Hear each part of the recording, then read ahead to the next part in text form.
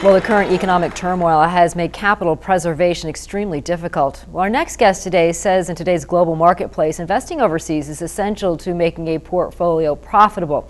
Here to explain is Darrell Aviss. Mr. Aviss is the managing director of SwissGuard International, a firm that specializes in international investments. He is also the author of several books, including Strategies for Protecting Wealth. Good to have you on the program. Nice to be here. As we look at what the global meltdown, really, why would I want to invest overseas when it seems as if the problems overseas are as great as they are with the system here in the United States? Right. It's all about being diversified. I mean, the problems that exist in the world today, as you pointed out, are everywhere. But for an individual investor, it's just all about having, getting back to the basics and not panicking and having exposure and opportunities around the world, because there's always something positive, something somewhere in the world. All right, very interesting, because you specialize in Swiss accounts. Correct.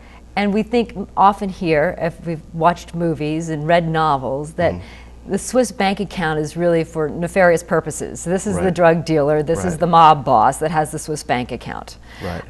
How accurate is that, myth or reality?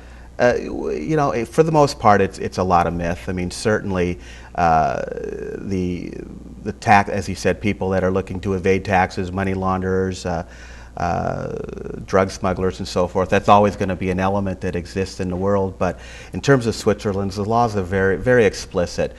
There's money laundering laws, know your customer rules, and so for the most part, the overwhelming majority of people that invest internationally are doing so strictly for the opportunities that exist overseas that they don't have access to here in the United States. Now, what are the advantages of investing in a Swiss account? Because you told me, what, a third of the world's wealth is invested in the teeny little country of Switzerland? Right. Switzerland, very small country in the middle of Europe. What a lot of people don't realize, it's the private banking capital of the world. Something like 1/3 of the world's private wealth, something to the tune of $5 trillion, is invested in Switzerland. Historically, over the many years, the world's wealthiest people, movie stars, sports stars, have invested money in Switzerland.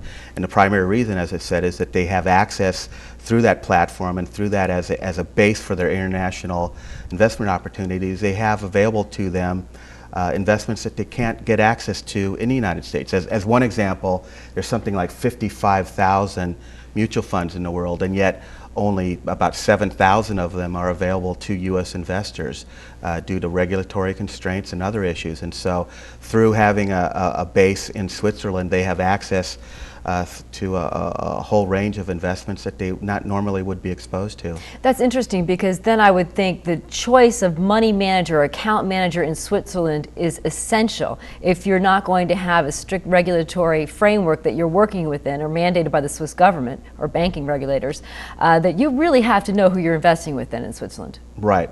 I mean, again, through Switzerland, whether it's through the private bankers or through an independent money manager, you have access to all the investments in the world. There are no regulatory constraints, and when you set up a base in Switzerland, you are opening up those doors to those opportunities. And most of these types of opportunities are things that your typical domestic or U.S.-based advisor can't even talk to you about. What's interesting in doing a little research on this, it seems to be one of the big draws about having a Swiss account is the privacy. Right. Now, these are just numbered accounts. Right. They're not named accounts. Not necessarily. I mean, that's, again, it's one of the myths, if you will. I mean, certainly numbered accounts exist. That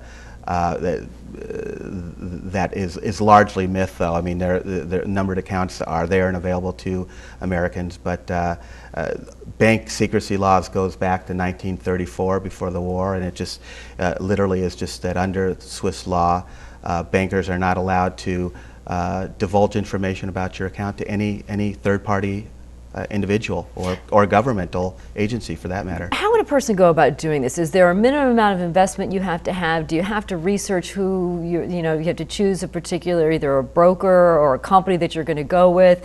Are there international fees that you're subject to? Is there a duplication on taxes, maybe taxes in the United States versus taxes in Switzerland? I just threw a lot at you, didn't I? Right, yeah, you did. The rules are quite simple. First of all, it's extremely helpful to have an introduction. It's very difficult for someone to walk in the door and say, hello, I'd like to got a suitcase full of cash here I'd like to put in the bank. It's not going to happen. You really need to have a proper introduction. The Swiss need to know who you are, where your money came from. As far as taxation goes, I always like to say that the tax rules that apply domestically in the United States are going to apply offshore as well. One of the myths is that in the past people have promoted schemes and programs and promised a lot of tax advantages that simply don't exist. Those loopholes have been pretty dramatically closed over the years. But there are still some significant tax advantages that can be enjoyed with certain types of programs as long as they are set up properly and they're set up to comply with IRS and U.S. law. And do I have protection? I mean, here we have the FDIC that protects our money in banks. Do you have those kinds of protections in Switzerland? They don't have a federal protection like we think of in terms of FDIC, but I will tell you that in Switzerland, the financial institutions are a big part of the overall economy. They're considered the safest, strongest financial institutions in the world. Some of the things that we're seeing here domestically, banks and insurance companies going bankrupt, you don't see that in Switzerland. As one example, the insurance industry has been around for 150 years, has never had a failure in their entire history. And wow. You can't say that here in the United States. No, certainly after the past month, you certainly can't. All right. Darrell, good to have you on the program. Nice to be here. The book is Strategies for Protecting Wealth. Darrell Aviss, nice to have you on the show. Thank you. And that's all for this week. We'll see you next week on 12 on the Money. I'm Rebecca Surran.